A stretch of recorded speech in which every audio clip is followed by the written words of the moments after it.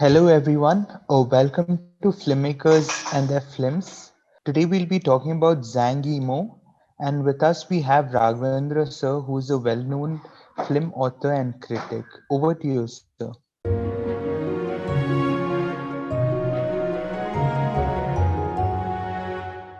Today's thing is generally, a slightly different thing from the earlier thing. The emphasis is less on Zhang Yimou as an author than on Zhang Yimou as a Chinese filmmaker. Okay, now there are three kinds of Chinese movies. Okay, in the world, the first is mainland China. Okay, the other is Taiwan, and one is Hong Kong. So there are basically three kinds of Chinese films, and this and Zhang Yimou is from mainland China. Okay, films are made in Mandarin. I don't know in Hong Kong what language they made in. I think they made in Cantonese or something. Okay, now I'm talking only about the communism and what happened under communism. Under the communist government in that they call the CCP, that is the Chinese Communist Party, saw cinema as an instrument of propaganda and controlled it up in 1948. Okay, political films overthrew what was called genre cinema like martial arts, ghost films, etc. They were completely driven out of the market, and there was some freedom initially, some kind of thing for, but the turning point was a movie called Life of Wook Sun, which about a former beggar, okay, who had succeeded under generally Chinese history, the democratization, Chiang Kai-shek, Sun Yat-sen, and all that. Okay, the Kuomintang, the KMT. Okay, after that the long march, the communist. You don't have to know it very intimately. You just have to have some vague sense of it. That's all. Okay.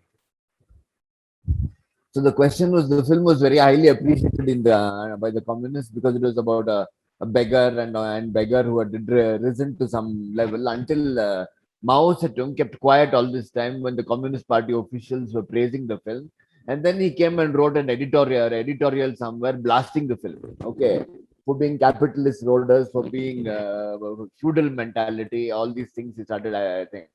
See, Mao Zedong, immediately what happened was the Communist Party members started apologizing for making wrong decisions about the quality of the movie, and they started. So Mao Zedong, what he did there was through his film review.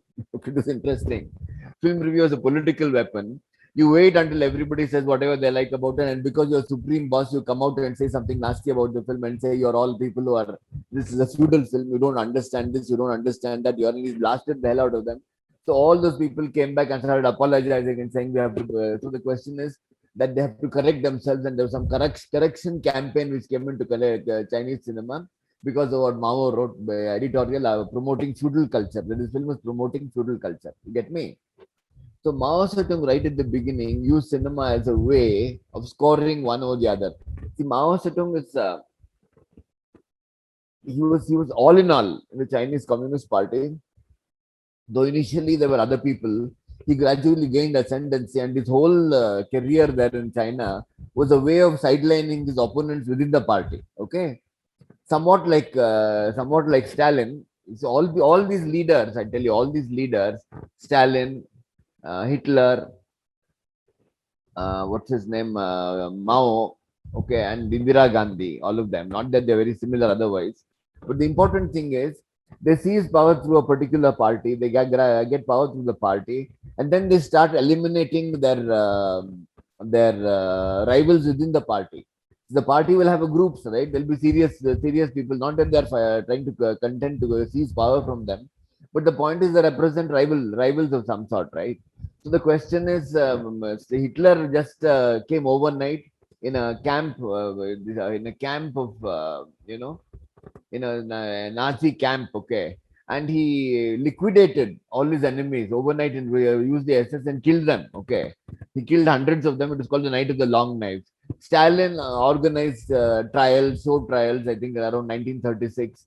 He got all his people, he played one against the other, and he got of them, and he also tried them and had them executed, most of them, right? Indira Gandhi shunted them out of the party. Mao Zedong did this sort of thing. He used to have these things, shunt them out, send them off into exile. Okay, there's no record of Mao Zedong killing, directly executing his rivals within the party. but he used to do things like sending them off into exile, okay, and then making them, humiliating them in public, and that kind of thing he used to do, right?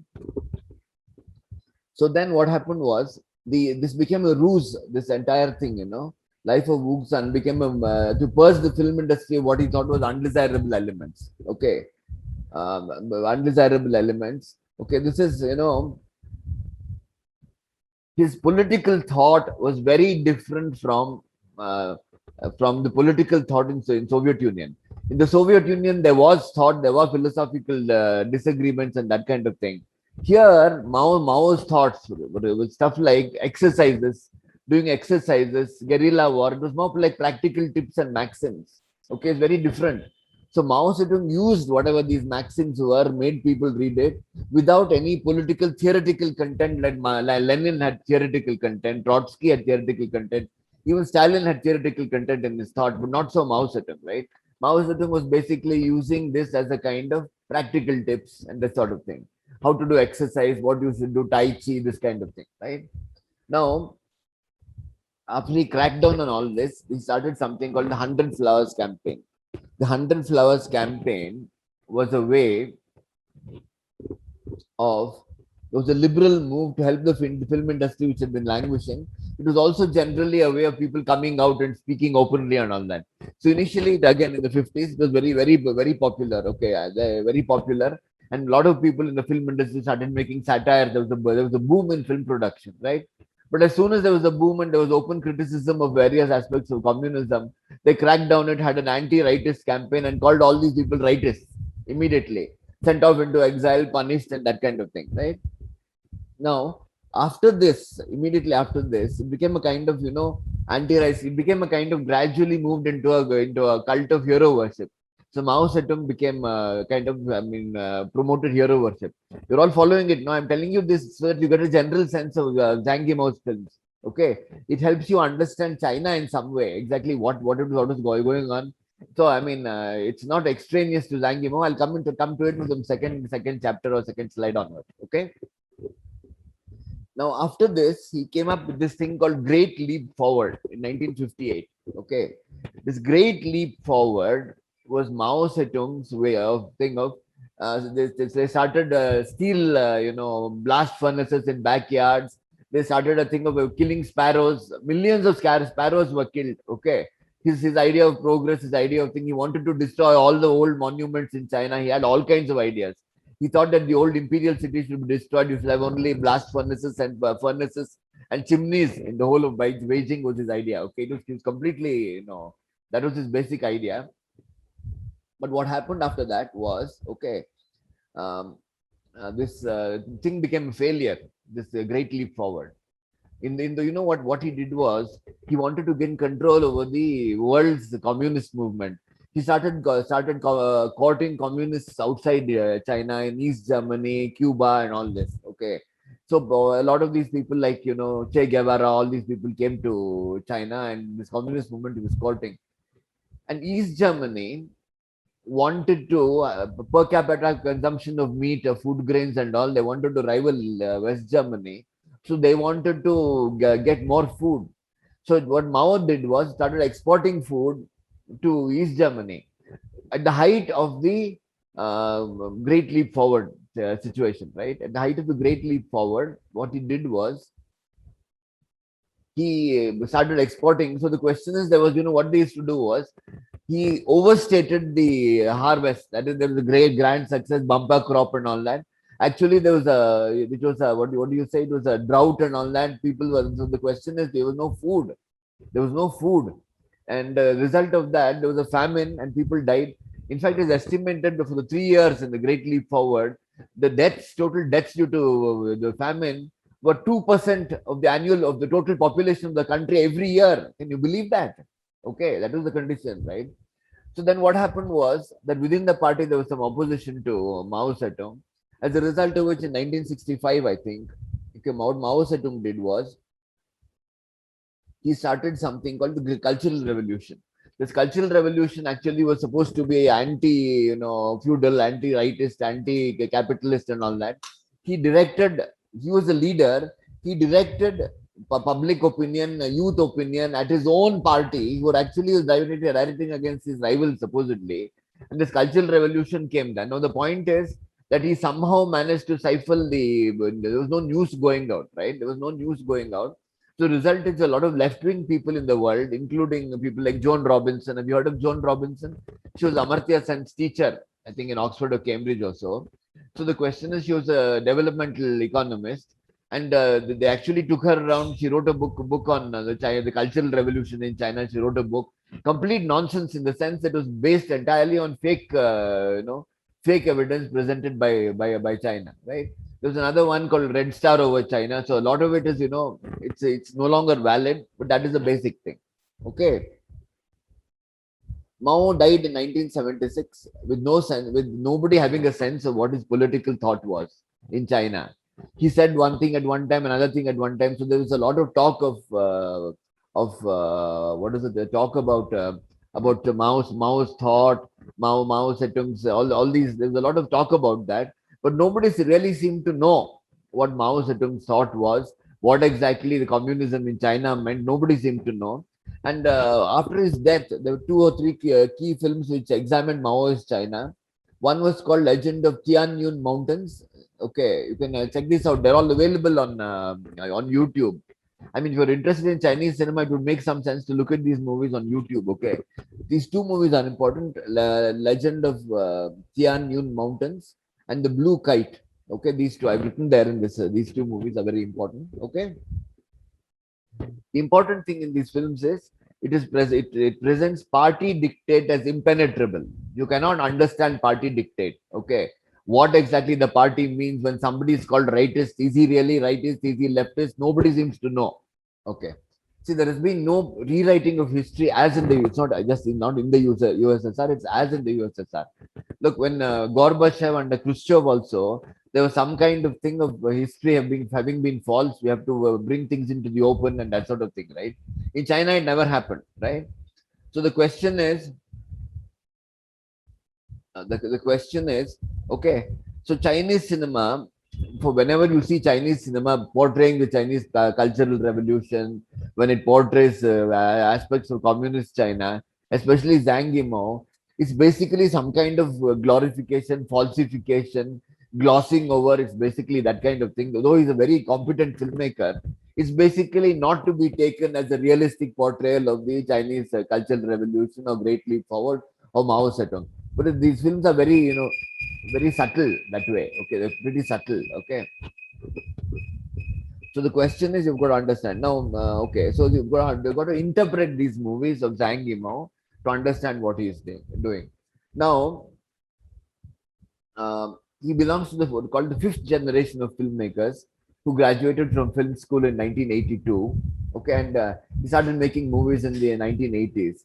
The two other people are Zhuang Tian, who made, I think, the Blue Kite, and Chen Kaige, who made a lot of other movies. Okay, so these are the most famous directors of the Chinese of China, right? The point, I mean, you'll get some sense of what China was like after the Cultural Revolution. Okay, there were no, after China, Mao Zedong's death, there were three different groups within China, each one accusing each other of something else, right? The one of the groups was led by Mao Zedong's wife, Chiang Ching. She was the sort of leader of that group, and they came to be called the Gang of Four. Okay, it's all there in the first slide. I didn't talk about it. And the second group were called the reformists, and they were people like people they were called the restorationists, who were Hua Kuofeng. He came to power immediately after the Gang of Four was eliminated, and Gang of Four went off to jail. Hua Kuofeng came to power. He wanted the conditions prior to the Cultural Revolution to be restored. They were called the restorationists. The third were the people of Deng Xiaoping, who's a very capable leader. He was probably the greatest figure of Chinese communism, Deng Xiaoping, not Mao Zedong. Deng Xiaoping he's the person who started off, okay, this whole thing of market reforms and all that. In fact, it created a sensation when he made his speech in China. He began with this statement: "It is glorious to be rich." Can you imagine a statement being made in a communist country like this? It is glorious to be rich, is a statement he made. He began a speech like that. It was generally the turning point when they went into market reforms, and then Deng Xiaoping came. He himself never held power, but he was very, very influential, and he tried to bring in, he was a great man. He tried to bring in some kind of, balancing of various Politburo, and bring in a triumvirate and that kind of thing, a troika and that sort of thing. Three people that were ruling so that nobody would gain power. He tried to do very much so that the stability would be maintained. Now the new man, Xi, seems to be a kind of back to the square one, with the leader being all in all. Okay, this is a new thing. He's just taken charge of every single thing: military, civil thing, economics, everything is in charge of. Okay, now to categorize his films, three categories you can make. Films set in pre-revolutionary China, like Red Sorghum, Judao. Okay, film set after the revolution, like The Road Home. Okay, this I gave you. After the revolution in communist China, after Mao also. Then you have mythologicals and historicals, like Hero. Pre-revolutionary China, these are the things. Now, the greatest issues of greatest interest in these movies are: one, patriarchy and feminine sexuality, which seems to be a important thread in these movies. The empire, okay, the empire and the imperial order, which figures in his mythologicals or historicals like Hero. Also, some other movies. I'll give you the names. You can check it out later if you feel up to it. It's not really necessary, but if you feel up to it, you can. If you're interested enough. Okay. Then you have,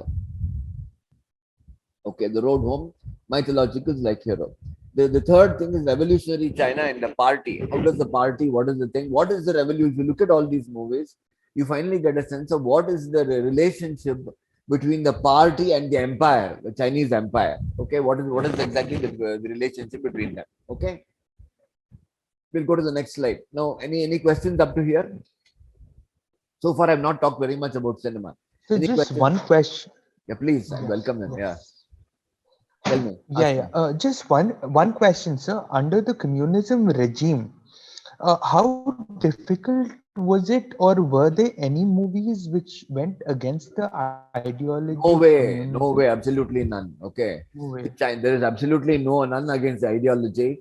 It was all within the thing. In fact, there were more truly left-wing films under the Kuomintang. There was no such. You see, as I said, this is entirely used as an instrument of propaganda. There was no question of opposition. Okay, that mild thing which the Communist Party approved of, which is the life of Wuxan. Okay, that mild thing about that mild thing itself became too much for this. So the question is, Mao Zedong personally intervened to say that this is a bad movie. It was a, what do you say? What is the word? He used as feudal. It shows feudal mindset and all that. Okay, he said that, right. So the question is, no question of opposition at any point in China. Only now is something coming. It's not even an opposition. We'll talk about it at the end. Okay. So there is no such thing as any other questions anybody wants to ask. Any questions at all? Any questions? Generally, I mean, see, this basic thing you must understand is that Chinese communism did not begin as a mass movement.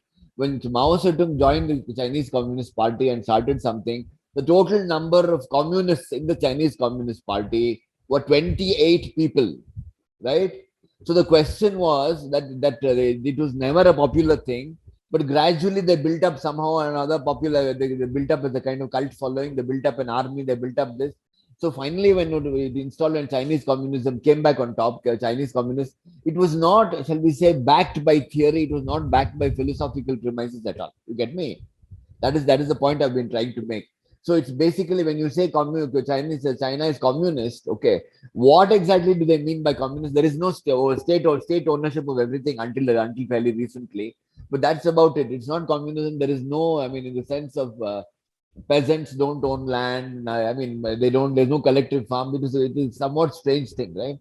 We don't bother too much about it because it's basically in the realm of politics, not in the realm of cinema. My interest is chiefly in Zhang Yimou and his cinema in the context of communism, right? Got it? Okay. Let's go to the next slide.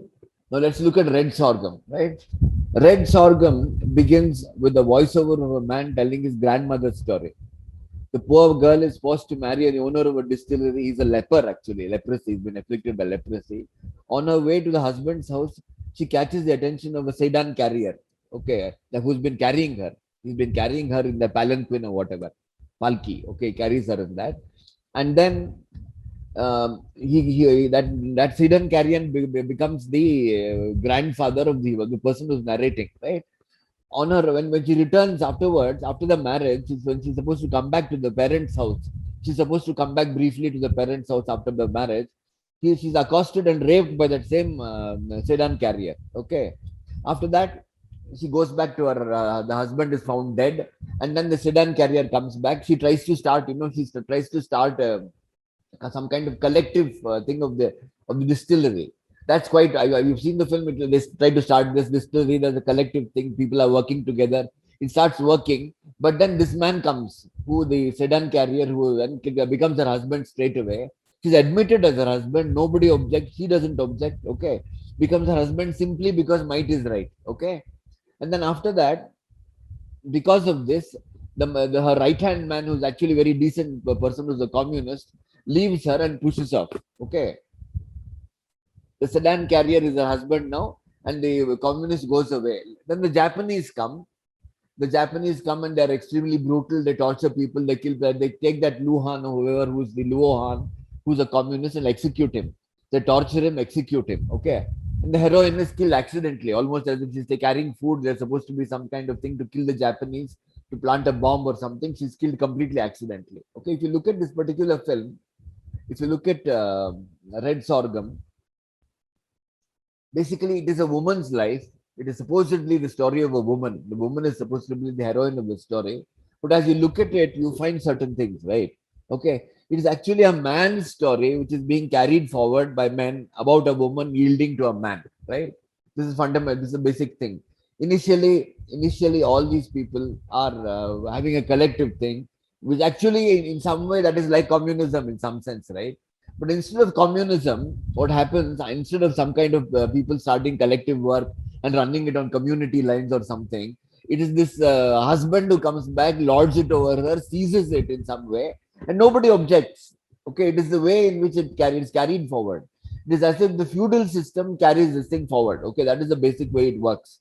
Okay, now it becomes like a family run business, and it functions on feudal lines. You could say something that finally patriarchy will assert itself. Patriarchy will triumph. The woman will submit to the husband, and the other people who are the woman's employees, who are actually all given equal position.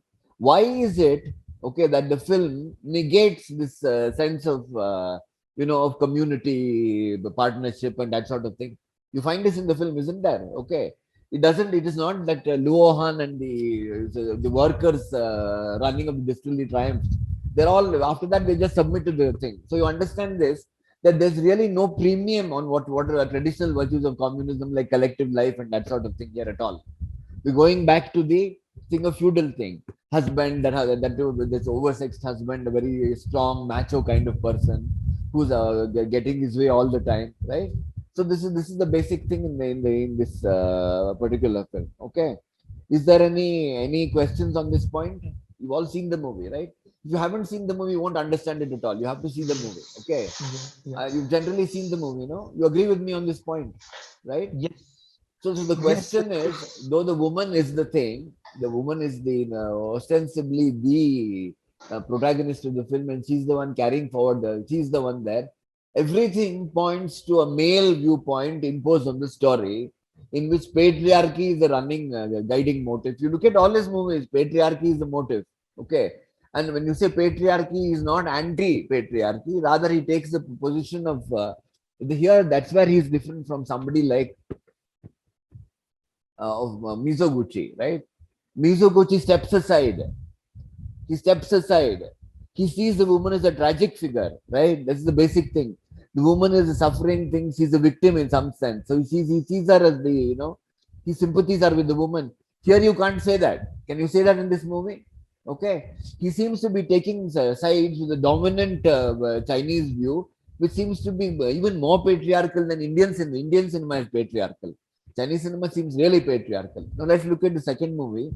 Judao. So Yeah, so somehow very sudden. No hint was there.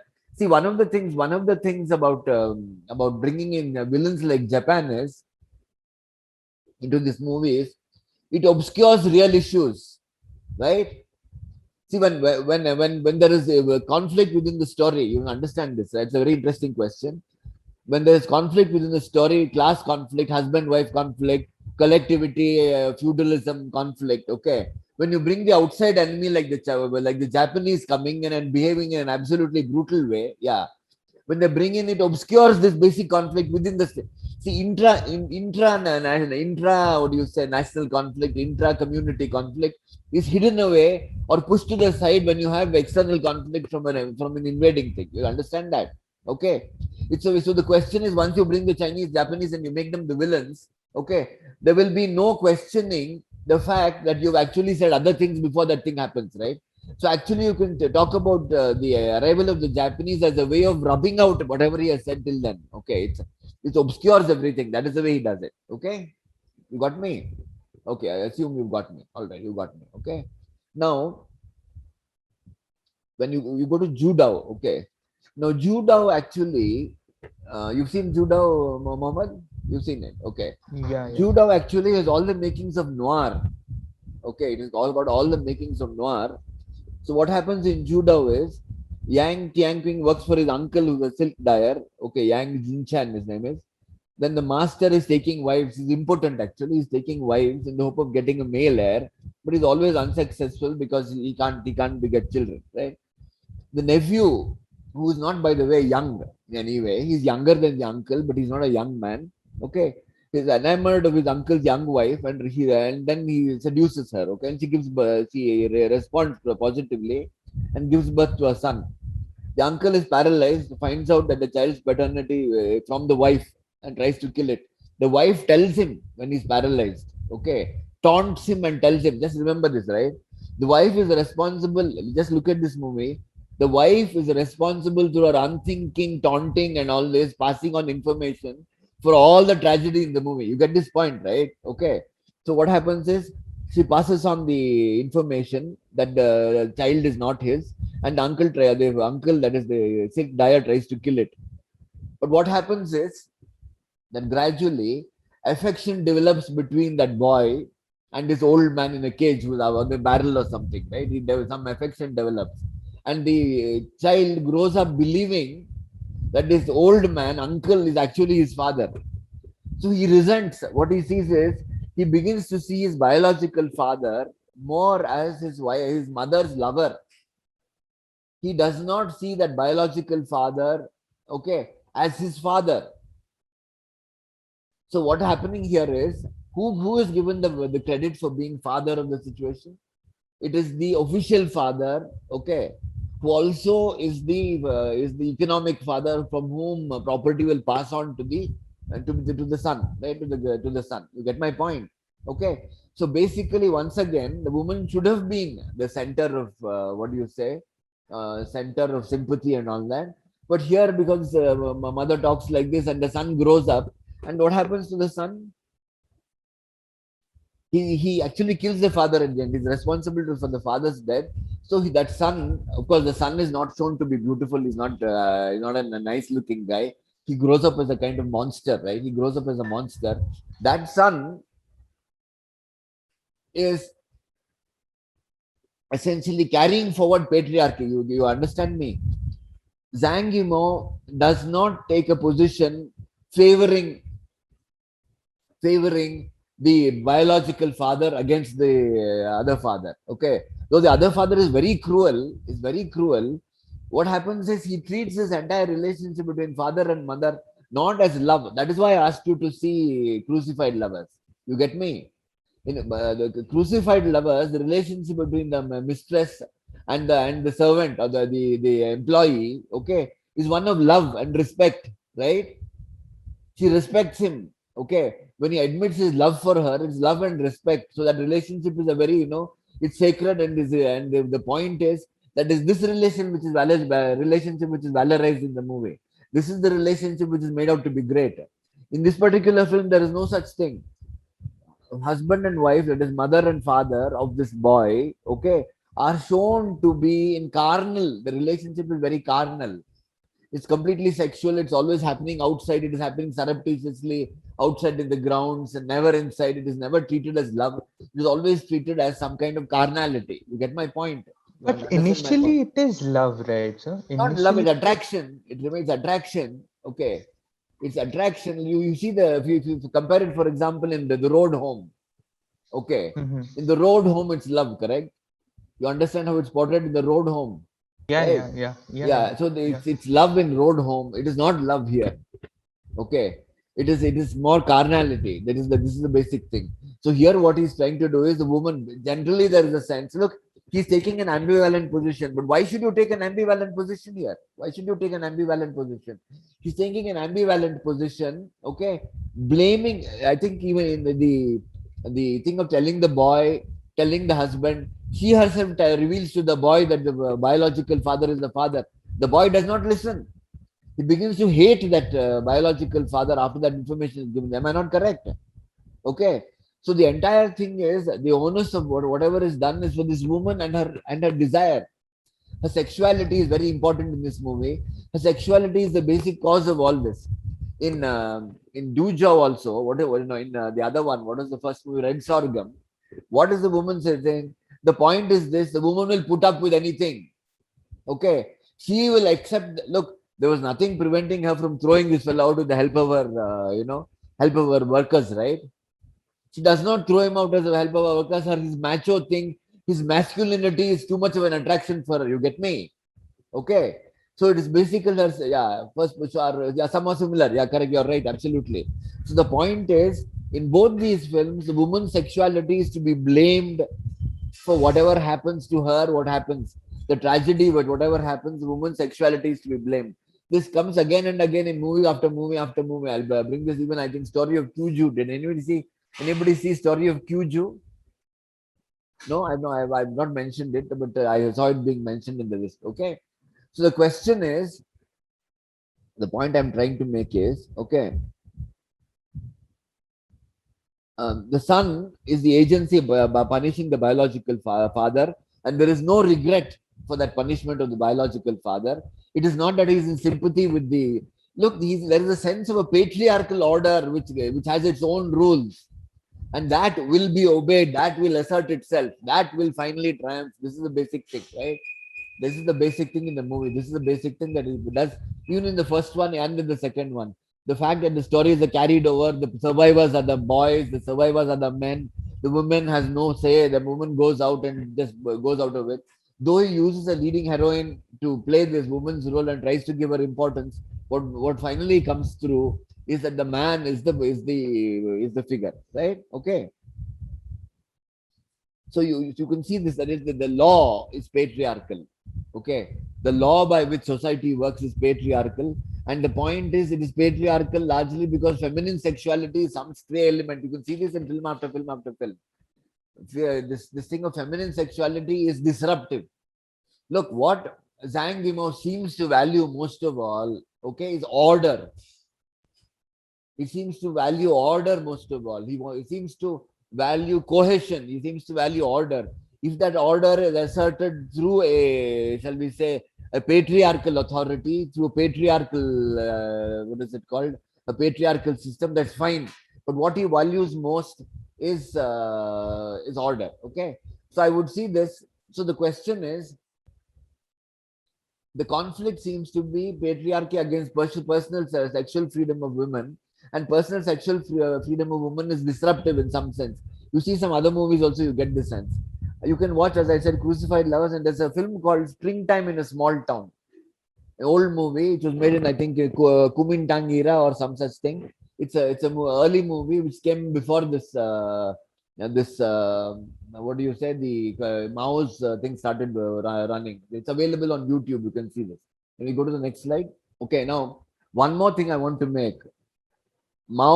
There's acceptance here of the patriarchal order, right? Okay. How would you compare this with Mizoguchi's acceptance? What is the thing? Mizoguchi acceptance is a kind of, shall we say, we have got nothing better. but finally his sympathies are against the order. It is against the order. He sympathizes with those who are generally who suffer because of the order. In Zhang Yimou's case, that is not the case. It's not the case at all. Okay. In Zhang and one more thing you must remember: Mizoguchi made movies when that order was prevailing, right? He was making movies in the past when Japan's imperial thing. I'm talking about the earlier movies were ruling, whereas Zhang Yimou makes movies in the current and the present day or nearly in the present day. Okay, in modern China, right? It's a completely different thing. That Zhang Yimou doesn't have those things of talking about his society because his society is ostensibly a democratic communist society. It is not supposedly okay a feudal society. It's supposed to be a communist society where the workers are running. So the question is, you understand more of China exactly is it a communist country at all by looking at Zhang Yimou's films. And you must remember one thing, okay? Zhang Yimou is the kind of poet laureate of Chinese cinema. He was entrusted with filming the Beijing Olympics. You get me? Okay. He was given the thing of doing the Beijing Olympics, right? So the question is that he is valued in the country as the foremost filmmaker of the country post-revolution, and he has got this official position, which means quite a bit. Now let's go to Hero. Okay, Hero is of the first Chinese emperor called the Qin Shin. I think it's called pronounced Shin. He's credited with building the Great Wall. He also burned books. Okay, very interesting that Mao Zedong erected what is called the bamboo curtain, which is keeping everything out, all information in, completely shutting himself off from the rest of the world, the way the Qin Empire did. And in the Chinese Revolution, he burned books. So one of the things said about this Qin Emperor is that he burned books because he must not have a record of the past, because people will compare the present to the past. Okay. Mao Zedong also didn't want, he wanted to destroy monuments, he wanted to do this. So there is some similarity between Mao Zedong and the Emperor Shin. Okay. Now in this film, okay, there are the Shin is under I think there are a number of assassins who are trying to kill him. The three of them who supposedly want to kill the Emperor Shin. Okay.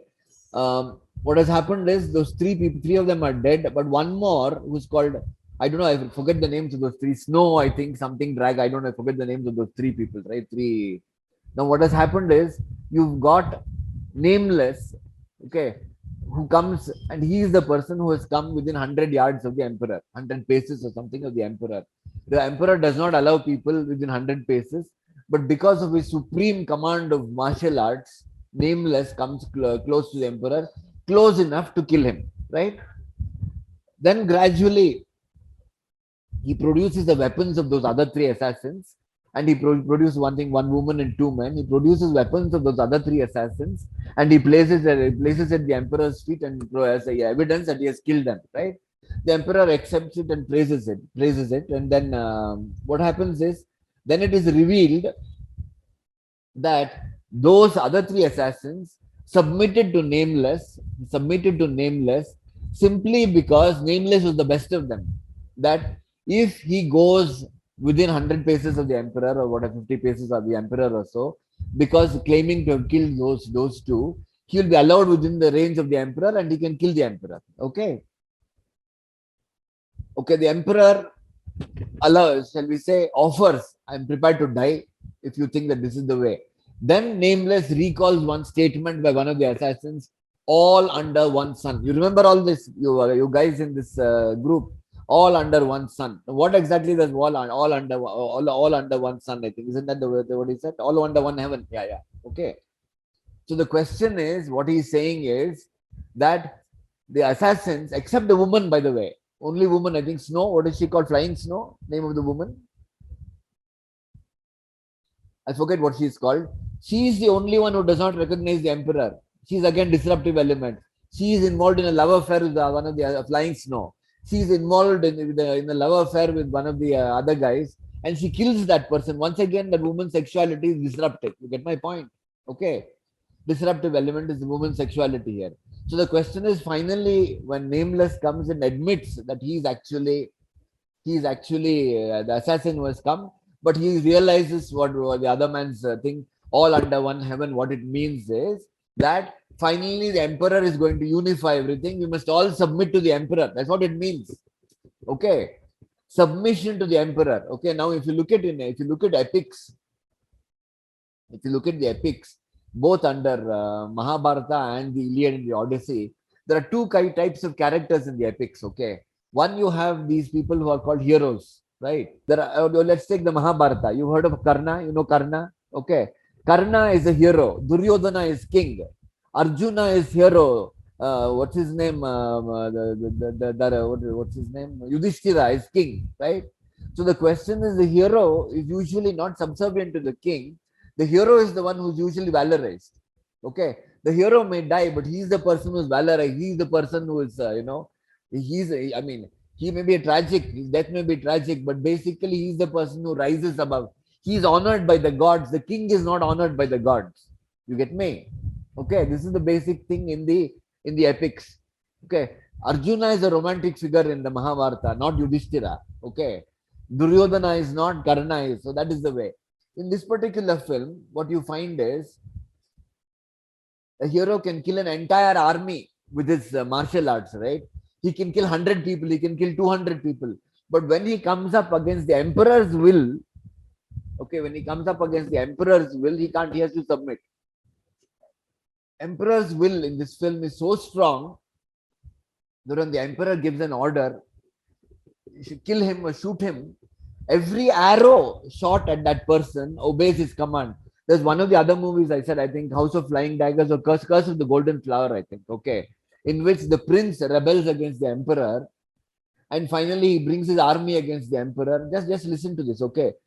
When he brings his army against the emperor orders that his army should be destroyed, but the prince should not be killed. He gives that. So what is the way they do? The whole army fires arrows into the air. The arrows cover the whole army. Finally, everybody is killed by those arrows except the king, which means every arrow has virtually obeyed the emperor's command. You get me? Imperial will is so supreme, okay, that nothing goes against it. Inanimate things like arrows will not go against it. You get me? So the point here is that finally, when what's his name? Nameless. When Nameless submits, he says, okay, I submit to the emperor. The emperor realizes. He says, I have to kill you, execute you with regret or whatever. You're a great hero, but I execute you, but with regret. Okay. Finally, they kill him. There's actually a shadow made against the arrows, you know. They've killed him, and wherever he's been standing, again, behind that, the wall is blank, which means no arrow has fallen there. Which means every single arrow in the bow of each of those soldiers has submitted to the emperor's command. So what you say is the emperor is so supreme that everything obeys him. You get me? Any questions up to here? Okay.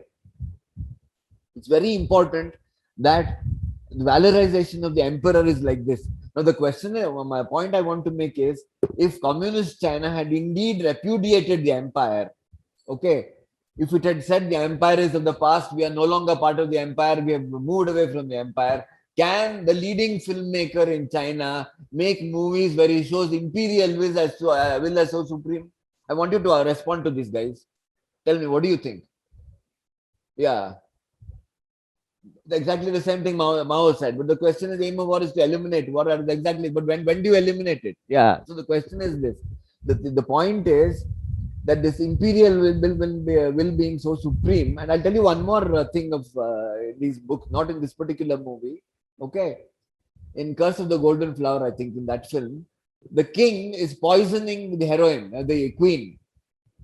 The queen is plotting with her sons, one prince or two princes or so, to overthrow the king and seize power.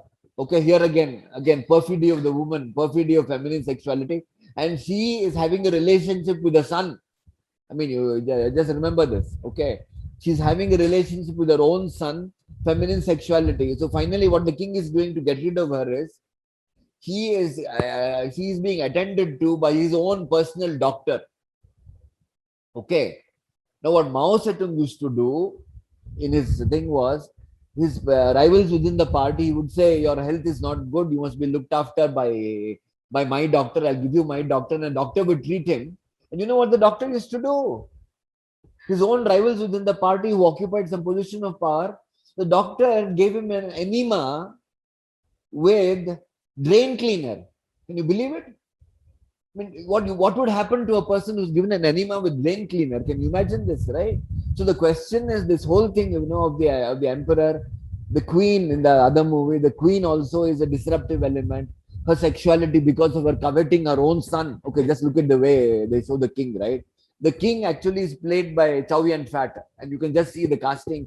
Chow Yun Fat is a hero. So whatever the king is doing, the king is supreme. The king cannot be questioned. So this is the basic thing of all this empire thing in this film. Any questions up to here? We can go to the next slide. The point I'm trying to make here is that this thing of Chinese communism, as you look at Zhang Yimou's movies, say communism, where is communism? It seems to be a celebration of the imperial order, at least these movies. In the earlier movies, it's a celebration of some sort of the patriarchal order, right? So the basic thing here is order. The basic thing is a traditional order. Unlike Mizoguchi, who steps outside traditional order, tries to show traditional order as creating tragedies in personal lives, Zhang Yimou does not do that. He's actually on the side of order. He favors order against disorder against. So the question is where this whole thing of feminine sexuality comes is feminine sexuality is disruptive. Whenever you have a woman in these movies, there are a lot of movies, I think, in Zhang Yimou's films, where the women characters are there, but it's always woman sexuality which is the one which causes problems. It's always the thing which is a disruptive element that causes problems. Okay, you can go to the next slide. Look at the road home. Now you look at this road home. The road home begins with the male voice once again. Just remember this, right? It's always the male voice telling, right? The male voice is telling a story. His father has died and he's going back to the mountain village for his funeral. The father died some distance away. Yeah, there is some confusion. Okay. Yeah, there is some confusion, but you know this much, right? Look, I'll tell you one of the things in a martial art movie is you cannot downplay the hero. In some way, the hero is martial arts films depend on the hero. After all, there are the Taiwanese martial arts films. There are what do you say, Hong Kong martial arts films, where the hero is the one in contemporary cinema. It's the king doesn't carry much weight. Here, the point is you've got to valorize the hero in some way to accommodate him as some kind of heroic figure. Okay. It's a bit like which one are you talking about? Which one are you talking about? Which film? Uh, Hero? Yeah, not exactly. But because in Rashomon, some doubt is the thing about what is the truth. Here, there's so many versions of the story, but one of them triumphs. The different versions of the story, but one of them is finally shown to be the truth, which is Nameless's story, right? That is the truth. Finally, the truth comes. Whereas in Rashomon, the point is that the truth will not come out. Everybody is fibbing. Okay, so the basic thing is that here, after all those, there is some sense of what you're saying, but the final thing is that one version of the story triumphs over the other version. You get my point? Okay, all right. Okay, all right. So now we get to this. So the question is that he comes back there. The father has died some distance away from the thing. I believe the tradition goes that the father must be brought back on foot so that the dead man, will see where he is coming and know the way home. That is why he's coming back. And then the voiceover tells you the story of the father and mother and their love. No, this is love. Okay, this is not sexuality so much. This is love. Okay, here it is not carnality. It is love. So it's completely different. But the point here is he's an unemployed youth who has volunteered for teacher service in the villages, and he comes here and he's welcomed in the villages. He's welcomed in the villages, and he comes there, and this woman, his mother, falls in love with him. Okay, a lot of people who are fallen in love with him, but the mother falls in love with him. Okay, the point is at some particular moment, the party calls him back. He has to go away without marrying the heroine. He has to go away without marrying the mother. He has to go away, and some 2 or 3 years he's away. The mother pines and pines and pines for his for the loved one to come back, and finally he comes back. He escapes and comes back in order to marry the woman. But then the party calls him back and punishes him and says, for 2 years you cannot marry her because you've broken the rules. But 2 years later, the party magnanimously says, okay, you can marry her, and they got married, and then finally this is the son or somebody is born, and this is the whole story. Okay, this is the basic thing, right? The basic thing here is there is no conflict in the village between the villager and the teacher, right? They're all love him. They're all one this great homogeneous thing. The entire portrayal of nature is nature completely uncontaminated. Nothing is making any difference. They all love the thing. There is no, for example, when the party calls the school teacher back, they don't protest. They don't do anything. Whatever it is, they accept it. Whatever, and they accept it, and this is the way he has to go about it. He goes back and he comes back. So it's all acceptance. There is no evidence of conflict at all, except the fact that the only conflict is lovers being separated. You get my point? Okay. This is the only conflict in the particular film. Okay. Now, So, yeah, any questions? so just one point. I think even here it has underlying patriarchy, right? When she Yeah. cooks those mushrooms and Yeah, that is there. goes It's and always gives, there. Yeah, yeah, it's there. compared to me. Yeah, Yeah. yeah, it is there. It is there. Patriarchy is always there. So the point is there that she loves him, and he look. You got to understand one thing. He is an instrument of the party. He has come there to teach. He has come there to do party work, in the sense not political propaganda work, but he has come to obey the party. He has come there. He has volunteered, and he has come there. Right now, the question is, when you start looking at this movie, okay, what exactly this film is about? What is it? I just checked it out. Okay, this film was made in 1999. It begins in contemporary China. He uses there's an SUV that fellow is driving into the mountains. Okay, and this narrator is in his late 30s or 40 or something, late 30s or so, which means that his parents could have married some 35 to 38 years back, right? Which would make it, when would that be? It would be in the early 1960, 61, somewhere around that. Okay, 1960, 61 would be the time when his father and mother met mother. I just checked this out. What was happening in 1960, 61, or this, there was this thing called rusticated youth. They found out that because of the great leap forward and all that, okay, the universities had to be closed and everything had been disrupted. Then a lot of unemployed people. To keep those unemployed people, Mao Zedong came up with this idea. Mao Zedong, along with the other communists, that youth must be sent off to the villages. They should not come back. They should go there and teach. This is a big thing. When I was in college, I was some kind of a Mao Zedong kind of fan, and we believed all this, that we should go to the villages and we should teach what we were going to teach them. I don't know, but we were going to teach this thing. And Indira Gandhi came up with this in the emergency. You remember that we should adopt slums, we should adopt schools, we should students. They started. She did all that rhetoric around the Maoist rhetoric briefly. So she didn't attribute it to Mao. This basically that you should go back and change. Go back. So the question is, rusticated youths were part of a program called up into the mountains, down into the villages programs. Here again, he's driving into the mountains, driving down into the villages, right?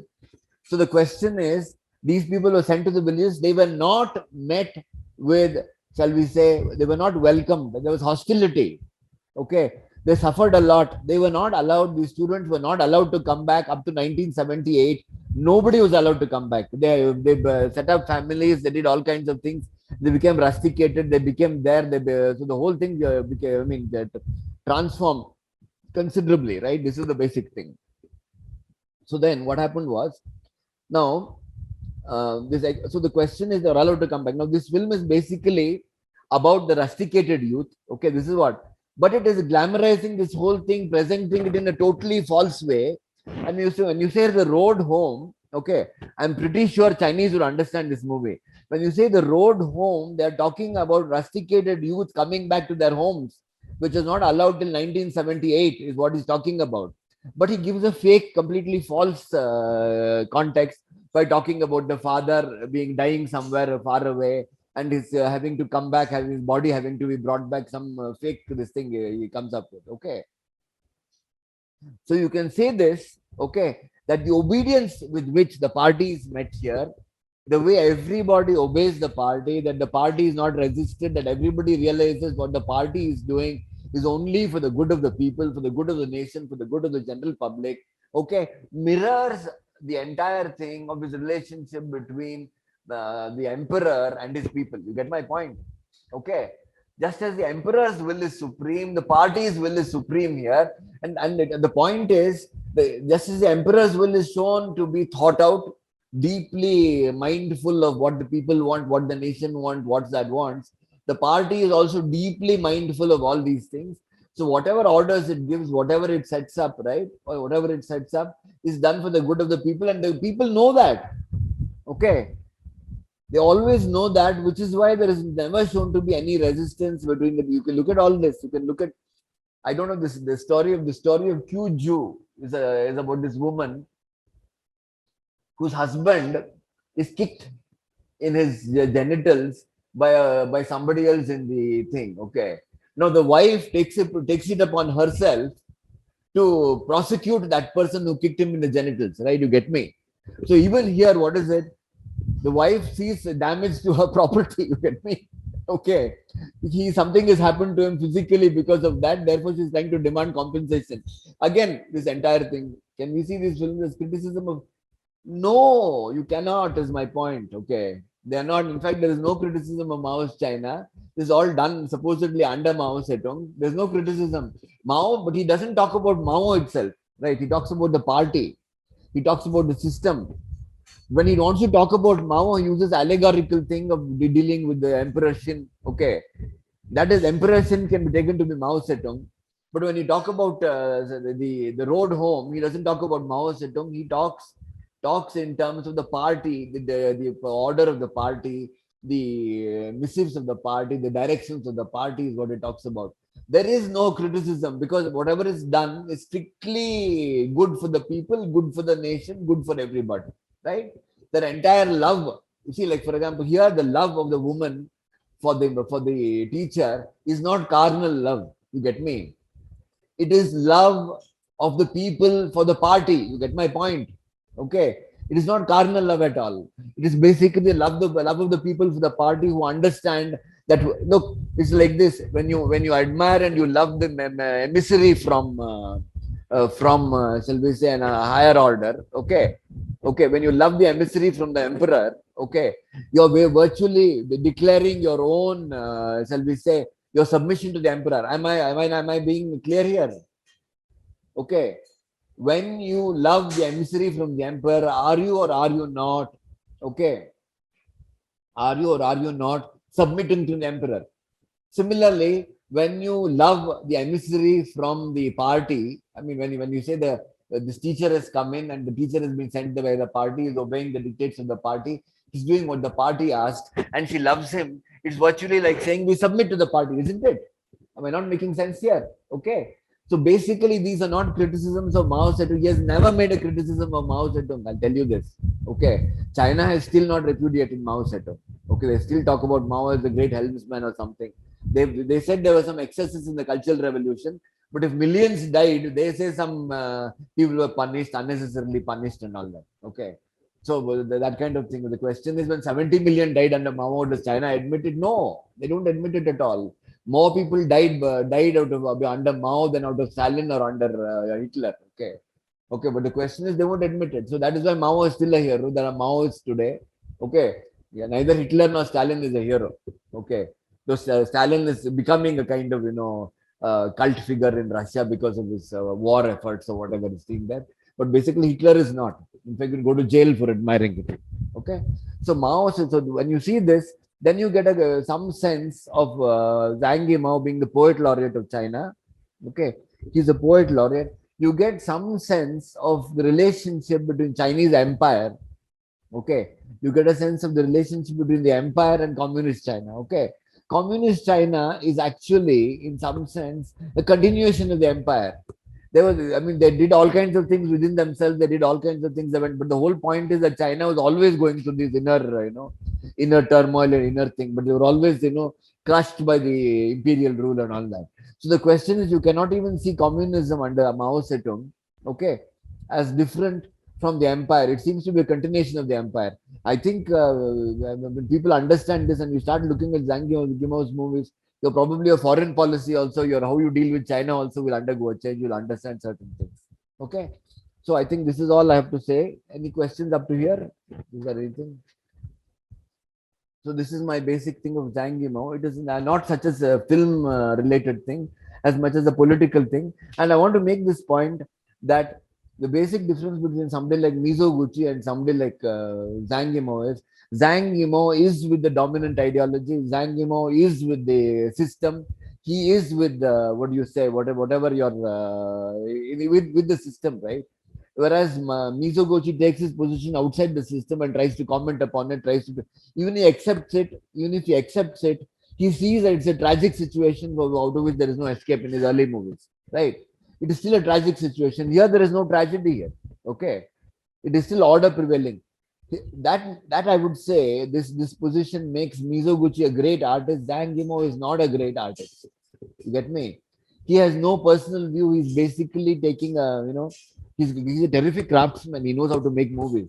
Okay, he knows how to do this. He does everything. I think he makes movies, extremely entertaining movies. He knows how to make them spectacular visually. Okay, he knows that.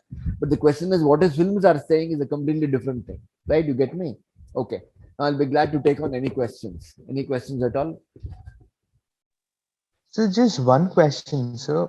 Initially, both the films, like, okay, The Road Home, it starts off with black and white and then it goes into color.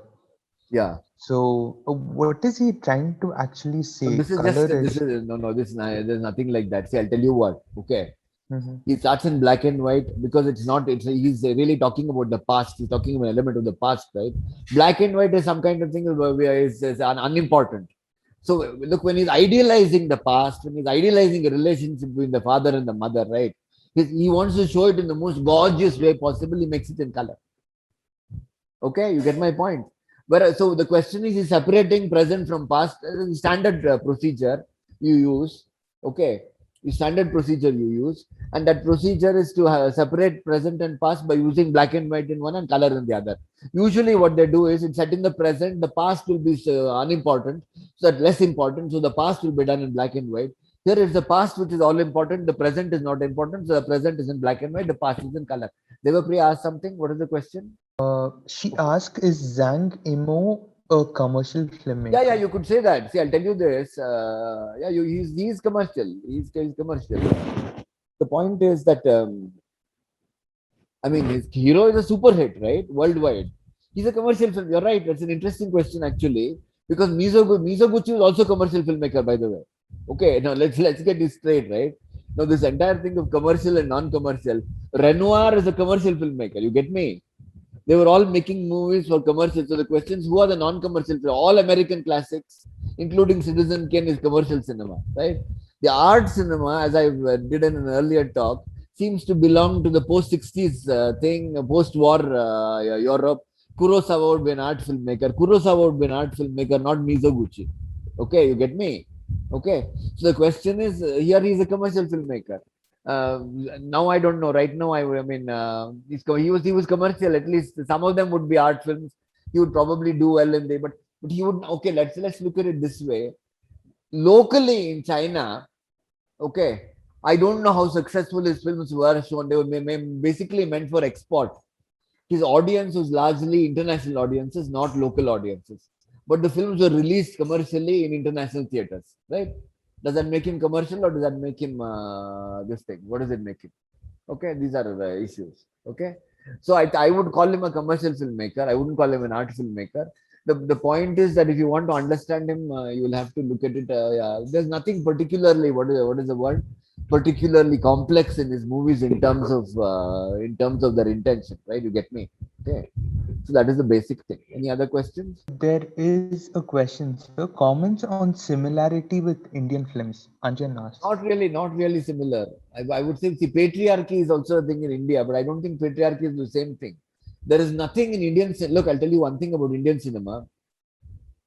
There is no sense of community, okay, being placed above, okay, sense of community being placed above the individual. Is that in Indian cinema? I don't see that at all. And the reason for that is Hinduism doesn't have the sense of, see, where does community come from? It comes from, in Christianity or Islam, it will come from the congregation to the priest or to the religion, right? It will come through that. Okay. In Hinduism, by and large, in the cinema, Hinduism, the relation is one to one, right? So the question is, that sense of community life, which is central to Zangimo cinema, will never be found. I mean, this, when you say community life, it's actually a life under the emperor. It would be national life. It would be that kind of thing. It's not simply a, shall we say, collective. In fact, if anything at all, There's something like red sorghum is against the community towards authority. If red sorghum is more for authority rather than for the community, right? But the point is, in Indian cinema, you don't have the sense of community, the sense of the sense of nationhood. You may have patriotic movies about India versus Pakistan or something, but you don't have the sense of community. I mean the community being more important than individuals. So the community is allegorized in some way. Okay, the individual being less. Do you find that in movies? They're always heroes are always above in some sense, right? Okay. Any other questions? Is that okay? Is that answer okay to you? I would like. No, yeah, it's a sort of All romantic, I would say. Yeah, but the point is this. The point is this. An external agency to whom the male lover is reporting. Number one, okay, very important, right? He cannot go wherever he is subject to the whole point is he is though you must understand what it means that he's come from somewhere else. He's not just a man in love with a woman. He's an emissary from the central authority coming and addressing the needs of the local populace. And this woman is a local populace. She falls in love with him because he's an emissary. You get me? You get my point? Okay. That's it. Any other questions? I'll be happy to. Have I made sense? Has this thing been interesting? I don't know because it's not so much a film thing, but I want you to understand that all movies cannot be understood only in terms of director, in terms of his intentions, his personal author thing. Though Zhang Yimou is called an author, Auteur, he's not an author in that sense. He's basically a national filmmaker who's making movies with dominant ideology in mind. He's making his ideologically very much in the dominant mode, which is why he's been selected by Beijing to shoot the Olympics. Okay, I don't know about the others. I've not studied Chen Kaige and the other one so much, but this man is favored over the others. Okay, it's very important to look at his movies. You look at his other movies if you find it, if you're interested. But I think these movies virtually all the movies will bear out what I'm saying. Okay, all of them bear out. My book, I've covered a whole chapter on this man. All three under each of these categories. I've done one here. I've done three or four or something. Three on every single category here. Patriarchy, including Razor, Red Lantern, all that, right? All of them I've covered in the separate movies. All of them echo the same philosophies. Okay, this is the basic thing. This cherishing of authority, number one. The patriarchy and feminine sexuality being a disruptive force, and the third is the party replacing imperial order as party dictate is equal to the dictate of imperial order. This is basically it. Okay, so how are you going to appreciate a movie on its technical terms, on the way it tells its story, on the way it shoots situations, when you say that the fundamental message in the film is something else? You got to figure that out. I don't value Zhang Yimou highly because his entire thing is he's basically a mouthpiece of the party, you could say, using subtle ways of dealing with China. And if anything at all, he deals with the thing that there's really no artistic freedom in China in that sense. In the sense of, they may criticize Mao Zedong here and there, little not Mao Zedong, more party, cultural revolution in some mild way, but basically they've not looked at the past in any new way. So there is really no change in the way they look at the past. The thing has changed, politics has shifted. But why, for instance, is this guy, what's his name? The Deng Xiaoping. Deng Xiaoping is a great man, in my opinion. The greatest guy, post-revolutionary leader is Deng Xiaoping. Chow En-lai was a smart guy and he knew how to carry on, but he was a cowardly person. Yeah. Yeah, correct. Yeah, it's interesting. My road home can be easily mistaken for a sweet film. It's not a sweet film. It's dealing with some catastrophic events in China, right? It's dealing with catastrophic events in China when thousands and thousands, hundreds of thousands of urban youth were sent off to distant villages and made to stay there and not come back. Just look at it. It's a catastrophe of the highest order. They were not welcomed there. They lived under great thing. Gradually, over a number, look, for example, you suffer for 10 years, 10 years to 20 years, you become a local and then you're somehow absorbed there, right? They cannot allowed to come back. They can't come back to their families. They can't come back to their parents. All this story, there are no parents, there is no family, there is nothing. There's only this boy, right? This guy, right? The man, right? So the point is that this whole thing is showing a catastrophe in very sweet terms. He's sweetening up a catastrophe. Okay. This is what I'm saying. Okay. This is what makes the films extremely interesting. But you must know what the thing was. In fact, when I was studying all this, I just looked at what exactly Mao Zedong's thoughts are. There are no thoughts. It's all about exercise. It's about guerrilla warfare. There is no political theory in Mao Zedong's thoughts. Unlike the Soviet Union, right? Soviet Union was full. We knew what Trotsky stood for. We know what Stalin stood for, what Lenin stood for. There were thoughts there. There was theory being constructed. There was analysis of history. It was all the time going along. It was intellectual effort. The Communist Party, for what it was, intellectual activity going on. No such thing under Mao Zedong. Which is why finally, when they start making critical films about China, okay, they have no idea what rightist is, what leftist is. People are this Jiang who was Mao's widow, and her gang of 4 or whatever, were arrested for being ultra rightists. Believe it or not, they were supposedly ultra leftists, but they were arrested for being ultra rightists, which means the same terminology which Mao Zedong used were used to discredit his followers, because these terms ultra rightist, ultra leftist don't mean anything. Okay, they're not thought out. Okay, they're just the kind of appellations used to attack people. This is it. Okay, thank you very Thank you, much. sir. Well, Thank you so much. welcome. Thank you.